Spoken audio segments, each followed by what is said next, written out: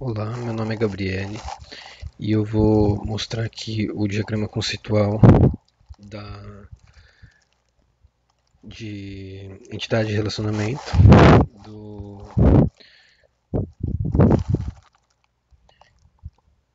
Como é que chama exatamente aqui? Fundação de Apoio Institucional. Da Fundação de Apoio Institucional que, que foi especificada na prova. Então, teve uma série de desafios lendo os requisitos. Eu registrei esses desafios em um texto e eu vou ler um a um esses desafios que apareceram. Mas basicamente a estrutura aqui está organizada de forma que edital é uma entidade fraca, que é cuja existência, é, cuja identificação na verdade depende de cada tipo de edital. Isso torna edital restrito a esses tipos de edital, certo? Então, se houvesse outro tipo de edital, outro tipo de edital deveria também ser capaz de identificar edital. Ademais, essa relação é de disjunção, né? Então, um edital só pode ser de estágio, ou de tutoria, ou de docência. Isso é uma decisão que foi tomada a partir de uma consulta ao cliente, em particular a consulta 12, em que eu pergunto se um edital pode ser de mais de um tipo de contrato. E o cliente responde que não. Então, isso do ponto de vista da hierarquia aqui. Então, o edital é uma entidade fraca, que, como sendo uma entidade fraca, depende dessa disjunção para a sua existência. E é realizada em estágio, tutoria e docência. Já estágio, tutoria e docência, cada qual possuem alguns candidatos. Eles possuem candidatos que podem estar no status de aprovado ou no status de convocado. Se estiverem no status de convocado, devem ter um código institucional do setor e um contrato, além da data. Tudo bem, a data de desligamento está ligada ao relacionamento em si.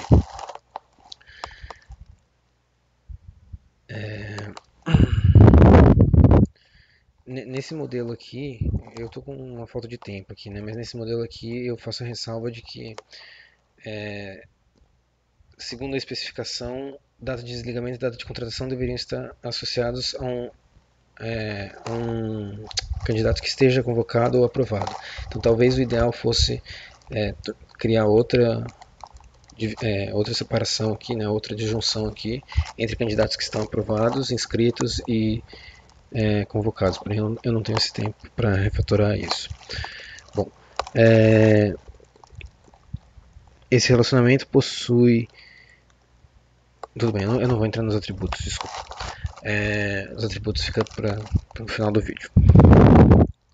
Então, todas essas categorias de estágio possuem um tipo, especificamente mapeiam a um tipo específico de candidato, que é o candidato docente, candidato tutor, candidato estagiário.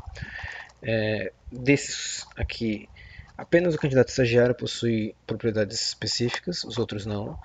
E as propriedades gerais dos candidatos é armazenada ou nos candidatos ou então na realização de fato dos candidatos, que depende da nacionalidade deles. Então, o candidato pode ser de um tipo, docente, tutor ou estagiário, mas docente, tutor e estagiário são em si entidades fracas. Pensemos, bom, então o candidato deve ser uma entidade forte. Não, o candidato também é uma entidade fraca e também depende de outra disjunção. Qual disjunção? Da disjunção estrangeiro-brasileiro, onde há a realização de fato de quem é o candidato, a partir de chaves que foram determinadas como sendo o passaporte e o CPF. Beleza? Ademais, sobre a estrutura geral, edital também possui uma relação de forma-comissão com a entidade membro julgador. Membro julgador é uma entidade que possui nome e código institucional apenas, sendo que código institucional é o identificador-chave de membro julgador. Um edital possui vários membros julgadores e cada membro julgador julga um candidato. Ademais, para falar das cardinalidades das relações aqui, todas as relações de estágio docente e de candidatos foram foram desenhadas para ser de muitos para muitos, ou seja, de M para N. de modo que um estágio deve possuir vários candidatos. Um estágio deve possuir zero ou mais candidatos, ou seja, um edital deve possuir zero ou mais candidatos. Um edital pode não ter nenhum inscrito, por exemplo, ou então nenhum aprovado. Se a gente fosse redesenhar isso, talvez aparecesse aqui, né, separado para cada qual, para aprovados, convocados e inscritos. E, no entanto, se um candidato é estagiário, é tutor ou docente, então, para ele ter sido criado como candidato, ele teve que participar de ao menos um estágio, tutoria ou docência. Então, esse aqui é de 1 para muitos, esse aqui é de 0 para muitos. E vale para todos esses três possuem. Então, das cardinalidades é isso, vamos para os atributos.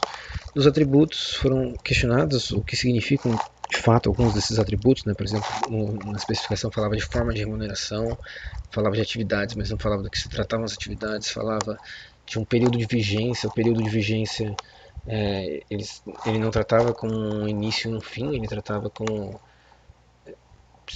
tratava, acho que se não me engano ele não especificava o início, ele falava simplesmente um período de vigência,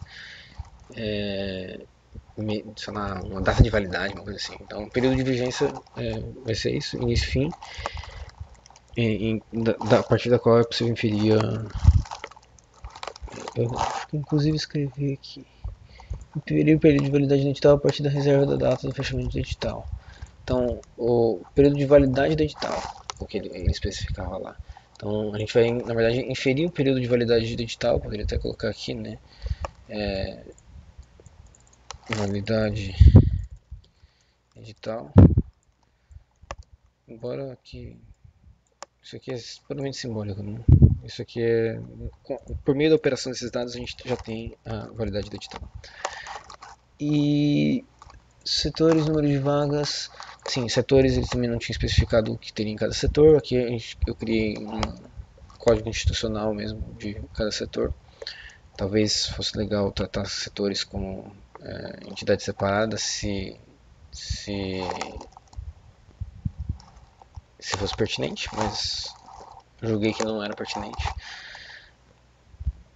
Aqui está faltando uma conexão. Não tá não, tá aqui pequenininho.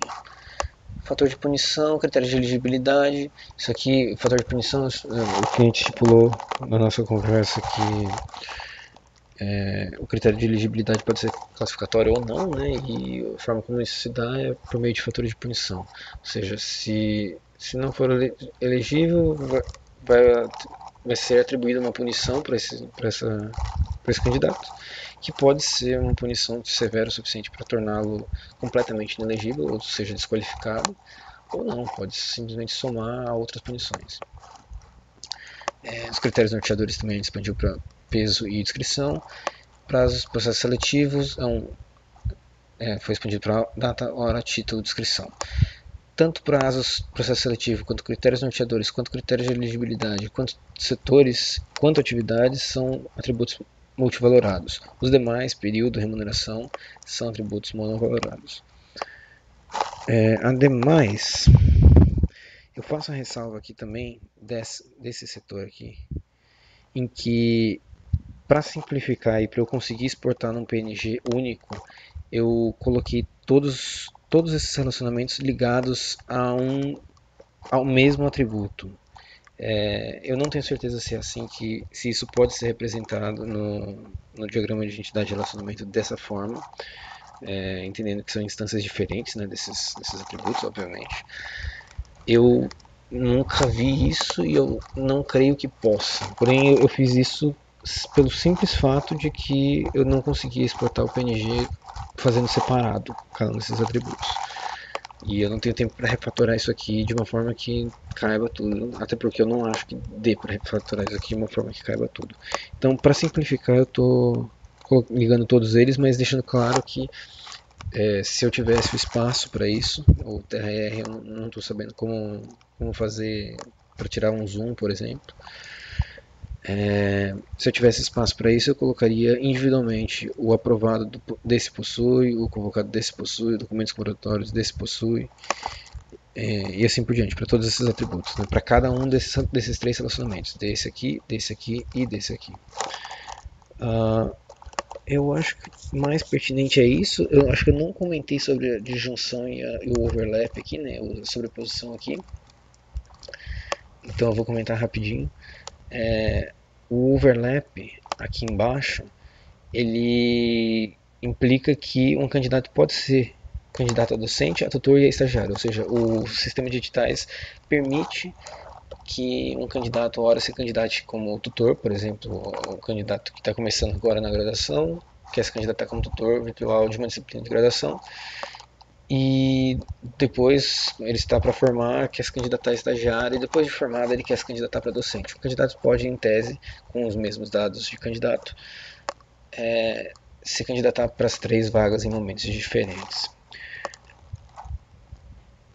E então isso justifica o overlap. Já a disjunção aqui se dá o fato de que um candidato não pode ser estrangeiro e brasileiro ao mesmo tempo. É uma distinção da linguagem natural mesmo, do domínio do que é a nacionalidade. Né? Eu creio que seja isso. Não lembro se tem alguma outra coisa a dizer. Muitas dessas coisas foram decisões de cliente que vão estar no documento de texto que eu vou enviar para a prova. E, no mais, eu não lembro se eu não comentei alguma outra coisa naquele documento, mas, por exemplo, o telefone aqui foi discutido com o cliente se deve ser reservado país, área, tipo, número. O cliente falou que sim. Foi até o cliente saber que tipo de nome completo que ele quer que eu armazene. Ele quer apenas primeiro nome e último nome. Mesma coisa para o endereço residencial, tudo decisões do cliente, de como reservar a cada um desses atributos específicos. Então é isso. Muito obrigado e até a próxima prova.